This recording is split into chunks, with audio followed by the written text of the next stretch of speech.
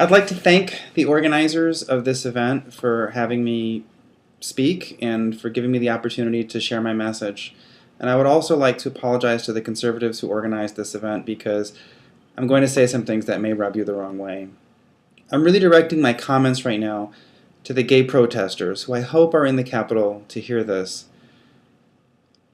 I'm speaking to you, the gay protesters.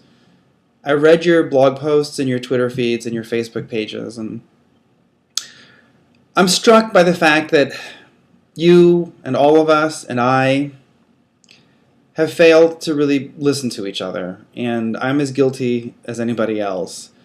I think this debate has erected these barbed wire fences that separate us, and I wish that weren't the case. I hope that we can listen to each other. I hope it's not too late. And so I'm going to start tonight first by talking about what I share with you, what I have in common with you, because I think in my heart I understand why you're fighting for gay marriage, and the motivations that lead you to fight for that are motivations that I share as well. Then, if we begin with what we have in common, perhaps it'll make it easier to talk about where we disagree. So let me tell you about myself. I'm bisexual. My mother was gay. She died 23 years ago. From the time I was a toddler until I was 19, my mother raised me with the help of her lifelong female partner. My father was very tangential in the household when I was growing up. He wasn't around much. Of the three of them, quite often, the one who understood me the best and the one who I felt closest to was actually my mother's partner, who I wasn't related to. So it was very difficult in 1990 as I sat in a lawyer's office and I heard the reading of my mother's last will and testament. It was very difficult because there were two legal documents that were in conflict.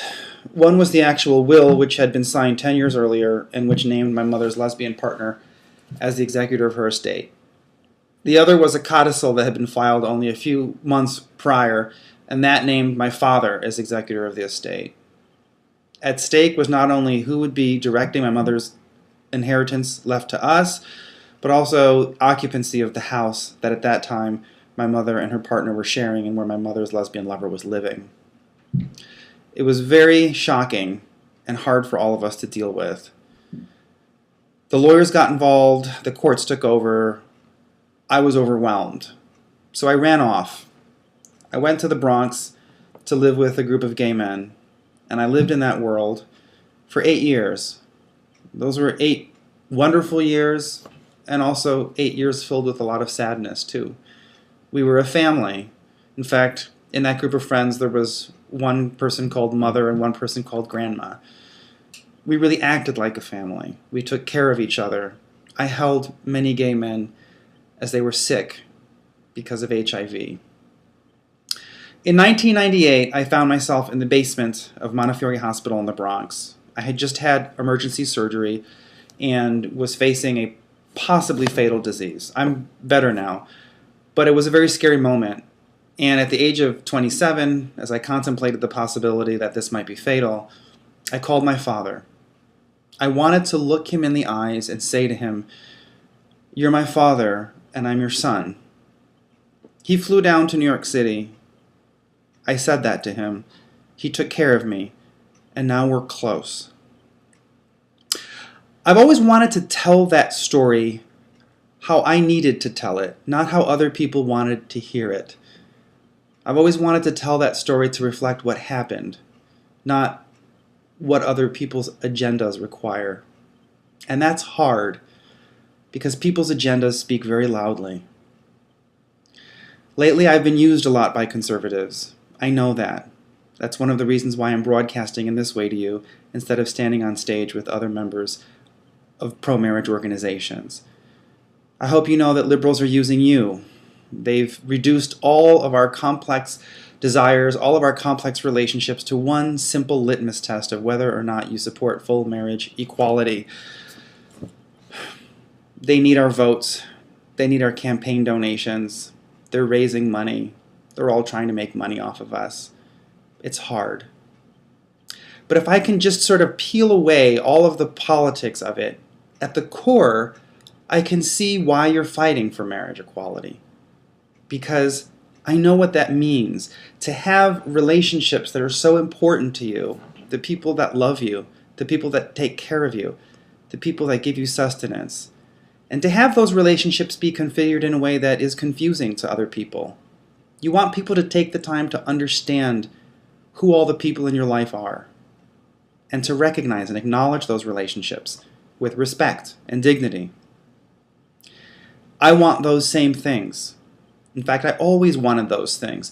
That's why from the beginning I supported civil unions.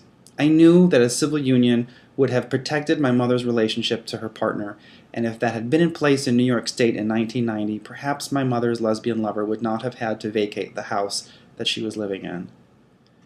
But something unfortunate happened in the late 1990s. There were a group of gay organizations that took over, and they chose to speak for the entire gay community. They appointed themselves the spokespeople for all of us, and they put out the idea that it had to be marriage. And people who supported civil unions but felt uncomfortable with marriage equality suddenly became the enemy. I became the enemy, and that was very hurtful to me. It was hurtful because my position grew really out of decades of thinking about it and decades of personal experience. I knew that while a civil union would have protected my mother's relationship to her lover, the marriage laws as they existed in New York State in 1990 forced me to remain connected to my father. That connection wasn't lost, and I was able to resuscitate it. But if the laws had been passed such that my father was completely taken out of the picture, and my mother's lover was placed as a replacement for him, I would have never been able to rebuild that connection. I'm profoundly aware of the difference between a civil union and a marriage. And I come to that difference with a great deal of forethought and a great deal of profound care for the gay community. And it hurt a lot to be called a bigot, to be called a hater, to be called all of these things because of the position that I held. It got worse in 2003, because in that year, the High Court of Massachusetts delivered the opinion that gave same-sex couples marriage rights in Massachusetts. And almost immediately from there on, there were activists who pushed it a step further, and they said that the legal right to marry also implied a constitutional right to be a parent, a constitutional right to have children. Sometimes they call this starting a family. The problem with that, obviously, is that that would mean that you have a constitutional right to control somebody else who is not your child. There's no way around it. For a same-sex couple to have parental rights to a child, one of them, possibly both of them, are not related to the kid.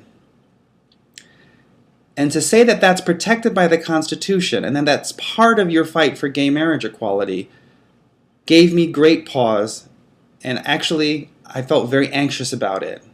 This was back in 2003. I had devoted much of my life to studying American history and literature, and I knew that the original model of the American Constitution gave American citizens a constitutional right to own other people. It was called slavery, and it was a tragic phrase that was put in the U.S. Constitution and led us to almost 75 years of conflict, until finally the 13th Amendment abolished slavery and said you could not own people anymore.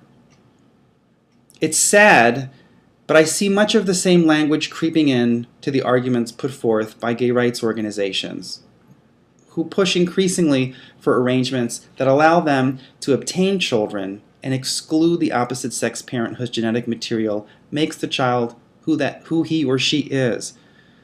I don't like that. I don't like that because our movement began as an attempt to try to honor those relationships that count in a person's life. And when you make such an arrangement and you buy out a father by going to a sperm bank, or you buy out a mother by going to a surrogacy broker, or you pressure an adoption agency to place a child in your home when there's another home that has a mother and a father available, when you go to divorce court with the explicit purpose of divorcing your spouse and running off with a new gay partner and getting custody and cutting that other spouse out of the picture, all of those things mean you're not respecting the bonds that tie a child to his mother and father. Those are natural-born connections to other people. It's a natural-born right to have those connections and to have society respect them. When either a father or a mother is missing, even if there are 2 or 3 or 4 other adults taking care of you, there's still a profound absence. People who have seen a parent die know this. People who have gone through a divorce and had one of their parents lose custody of them know this. It's a loss. It's a loss that affects you profoundly. You can have social scientists issue declarations that they have studied it and found that children raised by same-sex couples get okay grades and they're not mentally insane, they're not criminals, and so it's okay. They experience no disadvantages. But that's not real. You have to be realistic. There's something missing from the home. The child's lost something. And the child has to deal with the fact that that loss was inflicted on them not by people who hated them, but by the 2 people who loved them most. It's hard to be hurt by people who love you. It's because of that that I have this plea for the gay community to please stop what you're doing. Stop and go back to the drawing board. There are better ways. We have some of the most creative, the most ingenious and talented people in our community. We can think of other ways to show love for children, other ways to gain the respect that we need. If the purpose of this was for people to look and acknowledge and listen to you so that they could understand the relationships that matter to you, this is the wrong way to do it. Because of the gay marriage fight, nobody's listening to anybody.